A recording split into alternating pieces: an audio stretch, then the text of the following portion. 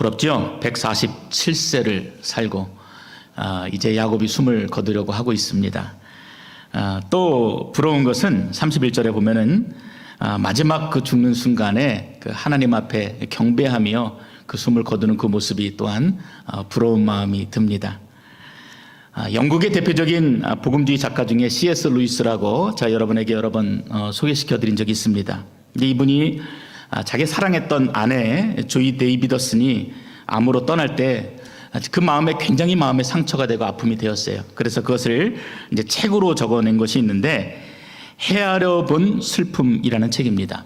거기 보면은 이렇게 글을 적어 놓았습니다. 하나님은 어디 계시는가?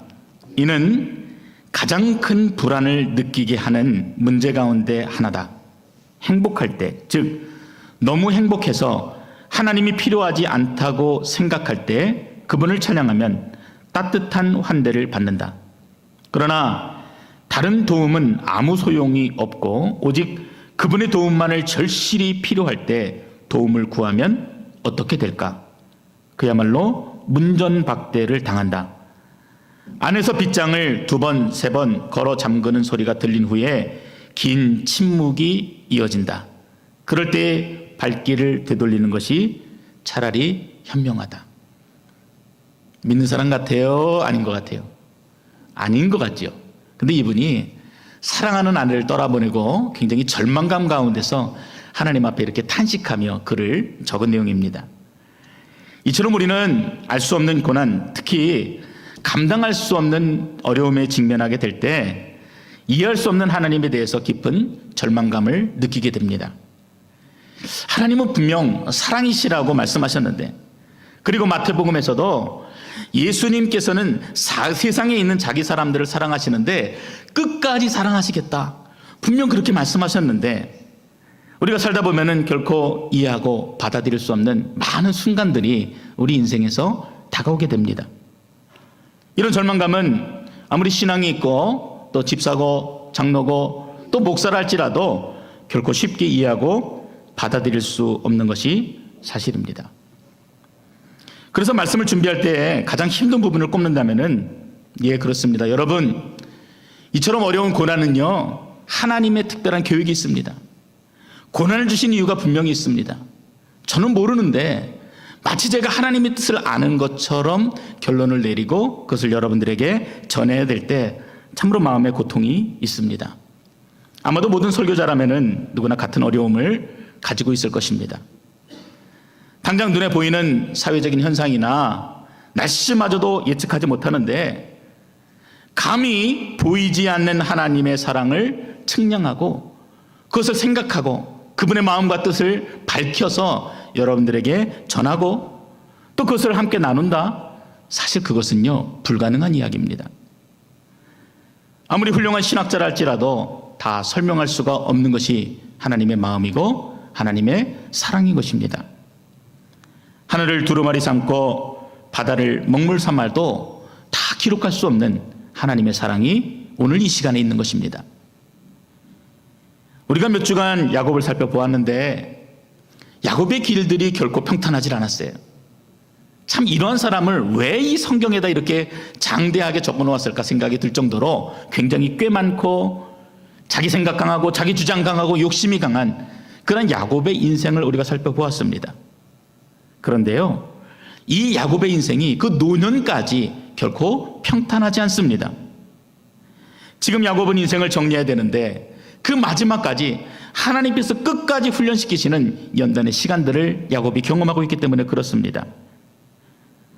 이전에 앞에 있었던 내용들을 조금 살펴본다면은 창세기 35장에 보면은요, 야곱이 마음으로 굉장히 의지했던 유모 드보라가 죽습니다. 그리고 곧 이어서 한 여인을 얻기 위해서 20년이나 기다렸을 정도로 정말 진실로 사랑했던 아내 라헬이 세상을 떠나게 됩니다. 그것만이 아니었습니다. 바로 뒤이어서 22절에 보면은 야곱의 장자인 루벤, 장자 하면은 가장 믿을만 하잖아요. 근데 그 루벤이 아버지의 첩 빌하와 동침을 하였다. 참 감당할 수 없는 이 가정의 문제가 드러나게 됩니다. 그리고 곧 이어서 아버지 이삭마저도 죽었습니다. 한 사람의 죽음도 너무 힘들잖아요. 근데 자신이 가장 사랑하는 사람, 가장 의지했던 사람들을 모두 잃어버렸습니다. 여러분이 만약 인생의 노년에 이처럼 비참한 일들을 겪게 된다면 그 인생을 두고 축복된 인생이다, 복된 인생이다 얘기할 수 있느냐 말입니다. 그런데 참 야속하게도요, 하나님께서는 그 징계의 손길을 멈추지 않으십니다. 야곱이 그 이후에 가장 사랑하는 아들, 가장 의지했던 아들 요셉을 잃게 된 것입니다. 요셉을 미워했던 형들이 요셉을 이스마엘 사람들에게 팔아버리고 나서 아버지 야곱에게 짐승들이 잡아먹었다 이렇게 이야기해서 큰 상처와 낭만감을 가지게 됩니다. 한마디로 이야기하면 야곱은 자신이 가지고 있었던 것, 자신이 의지했던 모든 것들을 다 잃어버렸습니다. 아무리 하나님의 뜻이 있다 하지만 이처럼 가혹할 수 있는가, 이런 생각을 우리가 떨쳐버릴 수가 없습니다. 야곱이 그 고통이 얼마나 컸겠습니까? 그래서 37장 34절과 35절에 보면은 야곱이 이렇게 이야기합니다. 자기 옷을 찢고 굵은 배로 허리를 묶고 오래도록 그의 아들을 위하여 애통하니 그의 모든 자녀가 위로하되 그가 위로를 받지 아니하여 이르되 내가 슬퍼하며 스올로 내려가 아들에게로 가리라 하고 그의 아버지가 그를 위하여 울었더라. 이런 야곱의 고통을 우리가 어떻게 받아들여야겠습니까?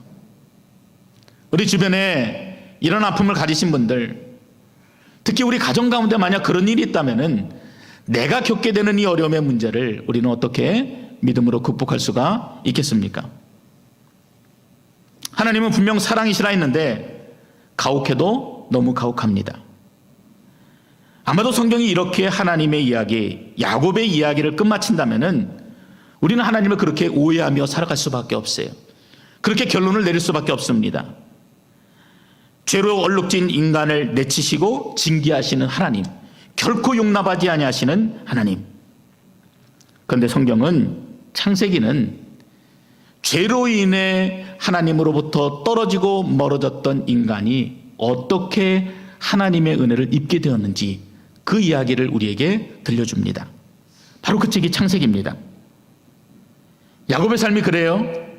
47장으로 넘어가서 9절에 보면은 야곱이 자신의 지나온 삶이 내 인생은 나그네와 같다 이렇게 고백합니다. 그리고 덧붙여서 나에게 지나온 이 모든 삶이 굉장히 험악한 세월이었다 그렇게 말하고 있습니다. 이해됩니다. 야곱처럼 고된 삶을 사는 사람이 또 있을까? 어려움의 순간들을 겪었던 자가 또 있을까?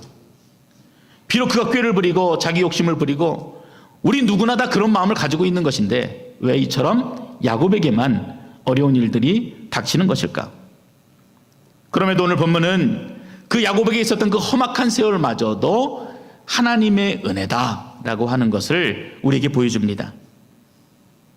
야곱이 절규하며 애통하는 그 순간, 우리들이 인생에서 어려움의 문제를 만나서 참 절망감을 가지고 무엇인가 포기하고자 하는 마음을 가지고 할 때 여러분 그 시간에도요 하나님의 시계는 정확하게 움직이고 있습니다. 죽을 줄 알고 있던 요셉이요 하나님이 주신 지혜로 애굽의 총리가 되었습니다. 애굽의 기근이 들고 온 세상의 흉년으로 기근이 들었을 때도 이 요셉으로 말미암아 애굽은 큰 부를 누리게 됩니다. 모아둔 식량을 팔아서 더 막강한 힘을 과시하게 된 것입니다. 지금 북한이 위협하고 있는 미사일과는 비교도 되지 않는 무기가 바로 식량입니다. 미사일이야 없어도 살지만 식량은 어떻게 됩니까? 없으면 죽습니다. 야곱도 이 소문을 들었어요. 먼 나라에서 그 총리가 굉장히 명석한데 이 사람이 정치를 잘해서 많은 재물을 쌓아놓고 있다, 식량을 쌓아놓고 있다, 그곳에 가면 우리 가족이 먹을 것을 구할 수가 있다 하는 소문을 듣게 됩니다. 아들인지 모르고 말입니다. 아들들을 보내었습니다. 그리고 음식을 좀 사가져 오라고 말하였는데 참 영화 같은 일들이 이 야곱의 인생의 후반부에 나타나게 됩니다. 총리가 된 요셉과 자신을 팔아버린 형들이 극적으로 만나게 된 것입니다. 우리가 기억하는 것처럼 야곱은 자신의 꾀로 장자의 복을 가로챘던 자입니다. 근데 이번에는 요셉이 베냐민을 만나겠다는, 사랑하는 동생 베냐민을 만나겠다는 일념으로 이번에는 아버지를 속이기 시작합니다. 식량을 구하러 갔던 아들들을 모두 간첩 혐의로 잡아넣어 버렸습니다. 사흘 만에 풀려나기는 했으나 막내 베냐민을 데려오기까지는 시몬을 포로로 잡아놓겠다 하고 가두어 버린 것입니다. 이 모든 계략 분명 요셉이 꾸민 이야기입니다. 이제 여러분 좀 생각해 보시기 바랍니다. 야곱의 험악한 인생이 마무리되는 이 시점에서 굶주림과 그래도 남아있는 아들들마저도 잃어버리는 또 다른 슬픔으로 가득 찬 이 야곱의 인생, 이 야곱의 심정이 여러분 이해되십니까? 어떤 마음일까요? 42장 36절에 보면은 야곱이 이렇게 절규합니다. 너희가 나의 아이들을 다 빼앗아 가는구나. 요셉을 잃었고 시몬도 잃었다. 그런데 이제 너희는 베냐민마저 빼앗아 가겠다는 거냐? 하나같이 다 나를 괴롭힐 뿐이구나. 물론 이 야곱의 절규는요, 하나님의 계획을 바라보지 못한 절규입니다. 우리가 하나님 앞에 원망하는 것도요, 마찬가지. 하나님의 계획을 바라보지 못하면은 우리는 원망할 수밖에 없어요. 절망하지요. 포기하고자 하지요. 불평과 불만을 가득 가지게 됩니다. 그래서 우리는 이 야곱의 모습을 통해서 우리를 보는 것입니다. 지금 야곱의 가장 큰 문제는 무엇입니까? 보이지 않는 하나님을 바라보지 않고 여전히 그 인생의 마지막을 향해 달리고 있는 그 순간에도 보이는 것에 온통 그 마음과 생각을 두고 있는 것입니다. 의지하는 것이에요.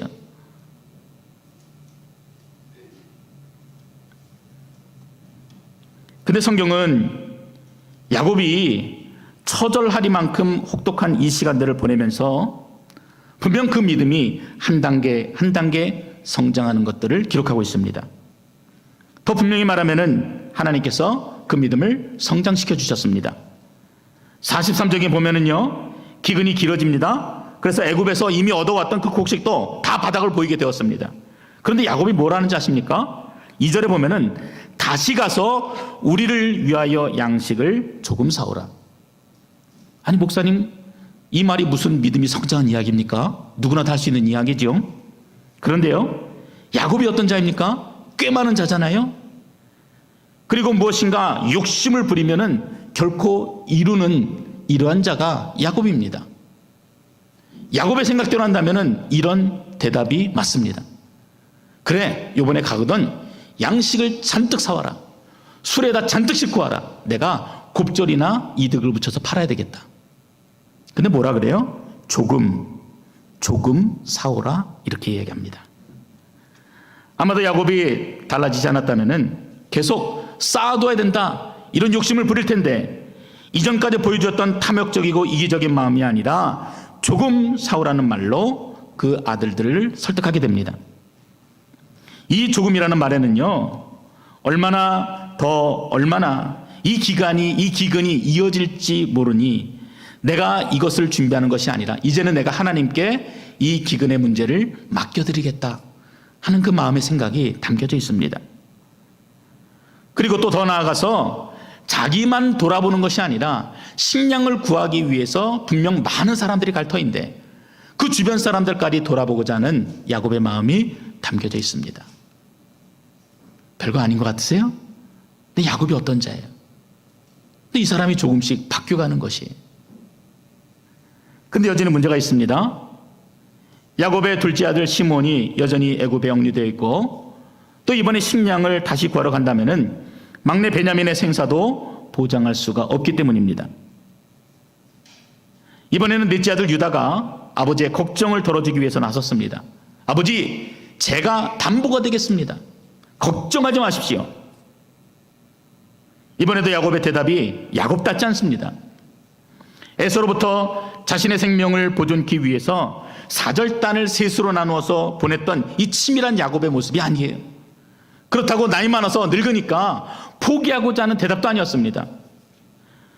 분명 이전에 어떤 상황이 와도 하나님께 구하지 않았는데 이번에는 야곱이 야곱답지 않게 뭐라고 합니까? 하나님을 의탁하는 모습을 보여줍니다.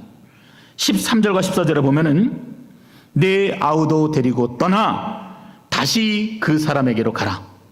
전능하신 하나님께서 그 사람 앞에서 너희에게 은혜를 베푸사 그 사람으로 너희 다른 형제와 베냐민을 돌려보내게 하시기를 원하노라.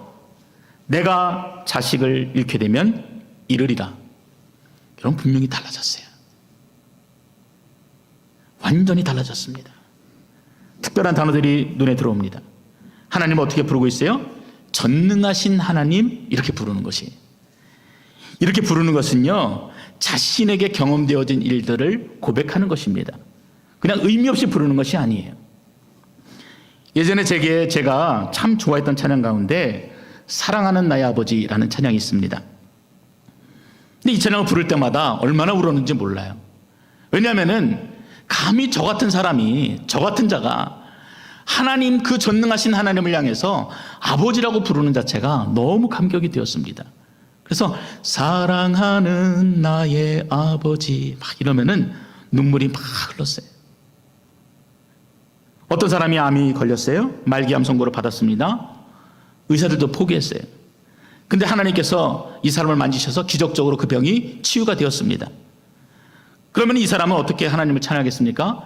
그 전능하신 하나님을 경험했기 때문에 그 전능하신 하나님을 부를 때 눈물이 흐르고 고백이 될 수밖에 없는 것이에요. 전능하신 하나님 찬양, 언제나 동일하신 주. 그렇죠? 그냥 우리가 옆에 사람 부르니까 그냥 부르는 찬양이 아니라 내가 경험했기 때문에 그 전능하신 하나님에 대한 고백이 특별한 것입니다. 근데 야곱이 그랬다는 것이에요. 야곱에게 이 전능하신 하나님이라는 칭호는 왜 중요한 의미를 가지냐면요, 자신의 조상 아브라함이 하나님을 만날 때 하나님이 자신을 그렇게 소개하셨기 때문입니다. 나는 전능하신 하나님이라. 그리고요, 옛날에 아버지 이삭이 자신을 축복할 때도 전능하신 하나님이 내게 복을 주시오, 네가 생육하고 번성하게 하여 네가 여러 족속을 이루게 하시기를 원한다. 그렇게 축복해 주셨던 말씀이 바로 전능하신 하나님입니다. 굉장히 특별하지요. 근데 그동안 그것을 잊고 살았어요. 아니요, 생각지도 않고 살았다고 하는 게 더 맞을지도 모릅니다. 근데 그 모든 절망의 바닥에서 아무것도 붙잡을 수 없는 그 순간에서 지금 야곱이 뭐라 그러는 겁니까? 그 하나님을 기억하고 그 하나님의 약속을 기억하고 전능하신 하나님, 이렇게 외치고 있는 것입니다. 그리고 뭐라 합니까? 하나님께서 부디 그 사람의 마음을 감동시키셔서, 예전 같으면은 내가 어떻게 무엇인가를 해보려고 했을 텐데 이런 마음을 싹 빼버리고요, 하나님 그 사람의 마음을 감동시켜 주십시오. 저는 할 수 없습니다. 남은 자식들을 아무 탈 없이 보내줄 수 있도록 하나님 도와주십시오.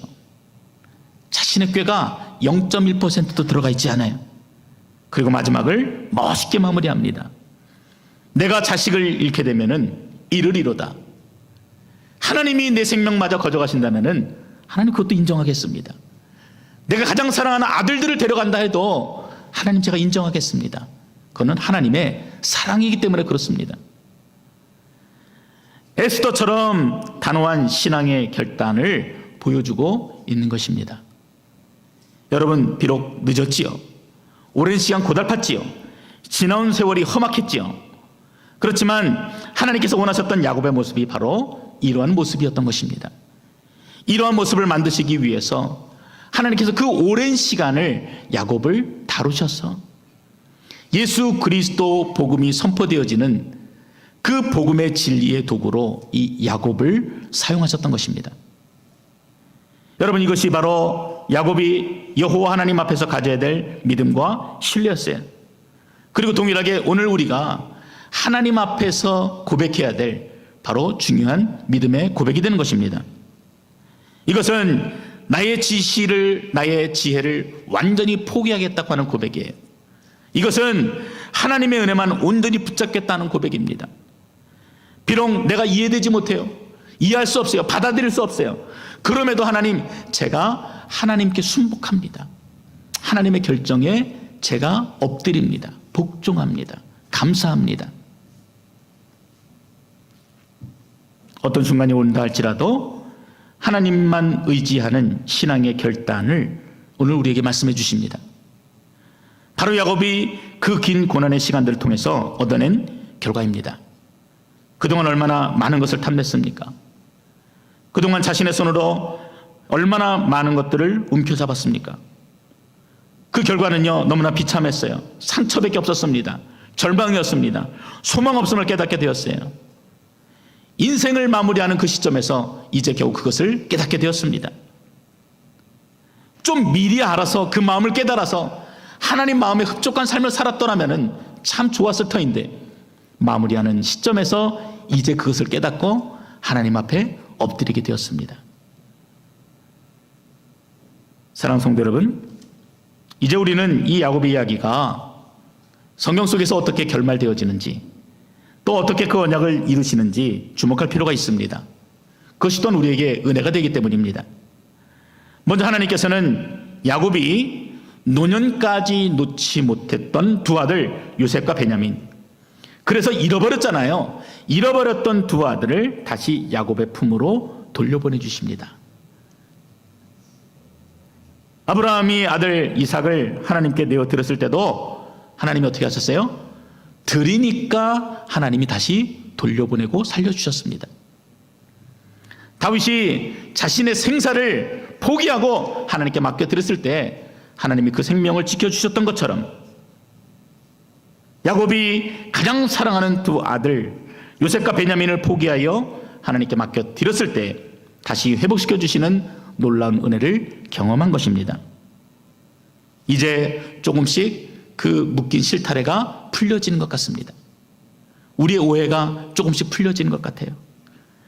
이 야곱의 드라마가 마지막을 향해 치달을수록 하나님이 왜 그러셨는지를 우리가 조금은 더 깊게 이해하게 됩니다. 이 이야기를 조금 더 설명드리면요, 야곱의 아들들이 식량을 더 얻기 위해서 결국 베냐민을 데리고 요셉에게 왔습니다. 43장 후반부에 보면은요, 이 요셉이요, 야곱의 아들 요셉이죠. 애굽의 총리가 된 요셉이 너무나 그동안 그리워했던, 너무나 사랑했던 동생 베냐민을 만나게 됩니다. 여러분, 그 감정이 얼마나 북받치겠어요. 그래서 그 감정을 주체하지 못하고 급히 뒤로 돌아가서 안방에 들어가서 눈물을 흘리고 울었다, 통곡했다, 그렇게 기록합니다. 45장에 보면은요, 요셉의 형제들에게 드디어 자신의 정체를 드러내게 됩니다.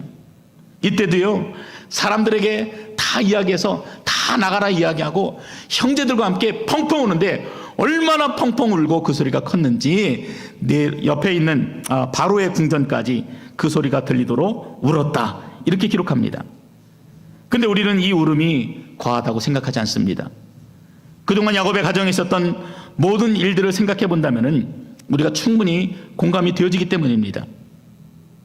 요셉을 만나 함께 울었던 야곱의 아들들이 이제 집으로 돌아왔습니다. 야곱이 무엇을 보았을까요? 먼저는 아들들과 함께 도착한 선물 보따리를 보았습니다. 기다렸던 양식은 물론이거니와 수나귀 10마리에 가득 실려있는 각종 보화를 보았습니다. 기대하지 않았죠. 그래도 야곱의 시선은 잃어버린 아들들 시몬과 베냐민과 그리고 유다가 무사히 살아 돌아왔는지 아마 거기에 초점이 맞춰 있었을 것입니다. 근데 돌아왔어요. 다 돌아왔어요. 근데 하나님의 선물은 여기에 그치지 않습니다. 아들들이 저마다 앞다투어서 요셉의 소식을 전하는데, 자기가 알고 있는 요셉은 누구입니까? 죽은 아들이에요. 근데 그 요셉이 살았을 뿐만 아니라 애굽의 총리가 되어서 아버지를 초대하기를 원합니다 하는 이 믿을 수 없는 이야기를 들려준 것입니다. 야곱의 반응이 이렇습니다. 45장 27절과 28절에 보면은 그들이 또 요셉이 자기에게 부탁한 모든 말로 그에게 말하매 그들의 아버지 야곱은 요셉이 자기를 태우려고 보낸 수레를 보고서야 기운이 소생한지라. 이스라엘이 이르되, 이스라엘 누구예요? 요셉의 이름이죠. 바꿔주신 이름이에요. 야곱의 이름이죠. 이스라엘이 이르되 조카도다, 내 아들 요셉이 지금까지 살아 있으니 내가 죽기 전에 가서 그를 보리라. 힘이 난 겁니다. 막 다리에 막 힘줄에 막 핏줄이 막 올라오면서 걸어야 되겠다, 가야 되겠다. 얼마나 기쁘겠어요. 분명 자신은 죽었다 생각했는데, 자신은 포기했다 생각했는데 결국 모든 것들이 다 제 자리로 맞아와서 마치 퍼즐처럼 짱짱하게 맞추어진 것입니다. 이제까지 그 긴 시간을 살면서 도망다니고 속임당했지요. 지지리도 못난 인생을 살았어요. 나는 복 없는 인생이라 생각했어요. 그런데 그렇게 이 모든 일들을 경험하고 나서 야곱이 마지막에 뭐라고 얘기했어요? 조카도다. 조카도다. 더 이상 부러울 것이 없는 완벽한 삶으로의 회복을 고백하고 있습니다. 여기에 창세기 저자가 이 글을 읽는 우리에게 전하는 아주 특별한 메시지가 숨겨져 있습니다. 분명 27절에서 아들 요셉이 보낸 수레를 보는 아버지의 이름은요, 야곱으로 기록하고 있습니다. 근데 수레를 보고 기운이 소생한 야곱의 이름이 28절에서는요 이스라엘로 기록되고 있습니다. 어떤 특별한 의미가 있는 것이에요. 저자가 우리에게 주고자 하는 메시지가 있습니다. 여러분, 이스라엘은 하나님이 주신 이름이에요. 새롭게 변화된 자 이름입니다. 하나님을 경배하며 그 이름을 증거하는 자 이름입니다. 야곱이 드디어 이제야 인생을 마무리하는 이 시점에서야 비로소 영적으로도 회복이 되어졌다는 의미가 담겨져 있는 것이에요. 야곱은 긴 혹독한 광야 훈련을 받았습니다. 그 훈련은 자신이 의지했던 모든 것을 내려놓는 훈련이었어요. 내 욕심을 내려놓고, 내 생각을 내려놓고, 내 계획을 내려놓고 하나님 아닌 다른 것들을 의지했던 모든 것들을 다 내려놓는 그런 훈련이었습니다. 그 긴 훈련을 마치고 나서야 비로소 야곱은 하나님을 자신의 인생의 첫 번째 자리에 놓을 수 있는 그런 존재가 되어졌던 것입니다. 그 훈련의 결과를 46장 1절이 이렇게 증명합니다. 이스라엘이 모든 소유를 이끌고 떠나 브엘세바에 이르러 그의 아버지 이삭의 하나님께 희생제사를 드리니. 아니, 요셉이 얼마나 보고 싶겠어요. 그런데요, 요셉이 만사를 제껴놓고 허둥지둥 요셉에게 달려갔다, 이런 이야기가 아니라 무엇보다 먼저 모든 길에 앞서서 이 길을 인도하신 하나님께 예배드리기 위해서 멈추어 섰다는 것입니다. 누가요? 옛 야곱이 아니라 이스라엘이, 하나님의 은혜로 변화된 이스라엘이 그랬다는 것을 저자가 이야기합니다. 야곱은 더 이상 자신의 목숨을 구걸하기 위해서 에서에게 7번이나 굽히려던 자가 아니었습니다. 47장 7절에 보면은 이 세상에서 가장 강력한 애굽의 통치자 앞에서도 비굴한 모습을 보이지 않습니다. 오히려 바로에게 축복하며 자신의 지나온 삶을 간증합니다. 야곱이 바로에게 아뢰되 내 나그네 길의 세월이 130년이니이다. 내 나이가 얼마 못 되니 우리 조상의 나그네 길의 연조에 미치지 못하나 험악한 세월을 보냈나이다 하고 야곱이 바로에게 축복하고 그 앞에서 나오니라. 130년을 살고야 겨우 깨우친 것입니다. 그리고 그 첫마디가 영원할 것 같았던 이 땅이 나의 본향이 아니었다. 지금 걷고 있는 이 길도 단지 나그네 길에 불과했다는 것을 믿음으로 고백할 수 있었던 것입니다. 우리 모두는 나그네 인생을 살아가고 있는 자들입니다.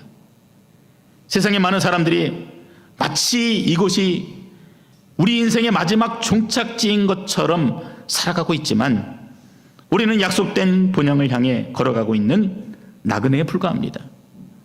그리고 그때가 언제일지 모르겠지만 떠나게 되는 날 우리는 의지했던 모든 것들을 다 내려놓고 빈손으로 본향으로 들어가게 됩니다.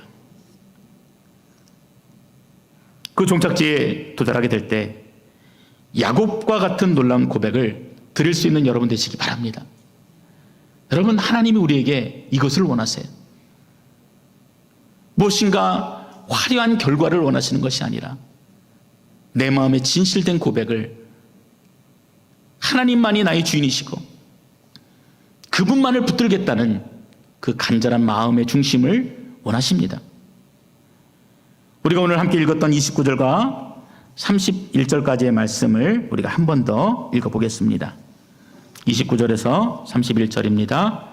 이스라엘이 죽을 날이 가까움에 그의 아들 요셉을 불러 그에게 이르되 이제 내가 네게 은혜를 입었거든 청하노니 네 손을 내 허벅지 아래에 넣고 인애와 성실함으로 내게 행하여 애굽의 나를 장사하지 아니하도록 하라. 내가 조상들과 함께 눕거든 너는 나를 애굽에서 메어다가 조상의 묘지에 장사하라. 요셉이 이르되 내가 아버지의 말씀대로 행하리이다. 야곱이 또 이르되 내게 맹세하라 하매 그가 맹세하니 이스라엘이 침상머리에서 하나님을 경배하리라. 이 내용은 단순한 그냥 노인의 유언이 아니에요. 지금 야곱은 오래전 하나님께서 야곱과 그의 후손들에게 약속하셨던 그 가나안을 그 마지막 순간에 붙들고 있습니다. 자신이 붙들고자 했던 것, 그래서 평생을 어렵게 살았던 그 모든 것들은 결국은 다 놓아버렸어요. 그래서 결국 마지막에 무엇을 붙들었어요? 약속을 붙들었어요. 우리 조상들에게 주셨던 그 약속, 그리고 오늘 동일하게 우리에게 주셨던 그 약속을 붙들고 하나님께로 가고 있는 것입니다. 고대 사회에서는요, 손을 허벅지 아래 넣는다, 이것은요 아주 굳은 맹세를 표현하는 것입니다. 나는 그 땅을 소유하지 못했지만, 그리고 곧 죽을 것이지만, 그리고 지금의 이 순간이 나는 이해하고 받아들일 수 없지만 그 언약에 신실하신 하나님이 나를 그 본향으로 인도하실 것이다. 그 믿음이 이 야곱에게 있는 것이잖아요. 그래서 나는 죽겠지만 내 시신을 이곳이 아니라 내 고향에 묻어달라. 하나님의 약속은 결코 땅에 떨어지지 아니한다는 것을 믿고 요셉에게 말하고 있는 것입니다. 육체적으로 세전에 갈 때도 야곱은 하나님의 언약을 잊지 않았습니다. 자신은 이 세상에 잠시 살다 가지만 믿음의 자녀들을 통해 하나님의 언약은 영원토록 지속되고 반드시 이루어진다는 것을 믿음으로 확신하고 있는 것입니다. 그렇게 야곱은 그 힘든 인생길을 다 마치고 이제는 죽음 앞에 서 있습니다. 그가 마지막으로 했던 일들은 손을 들어서 자녀들을 축복하는 일, 그리고 하나님 앞에 자녀들을 세우는 일이었습니다. 죽음을 앞두고 야곱은 이스라엘의 12지파를 축복합니다. 죽음을 앞둔 할아버지가 병석에서 혹은 다리를 절며 힘들게 새벽에 나와서 기도의 제단을 쌓으며 아이들 이름 하나하나를 불러가며 간절히 기도하는 아름다운 모습이 성경의 마지막 야곱의 기록입니다.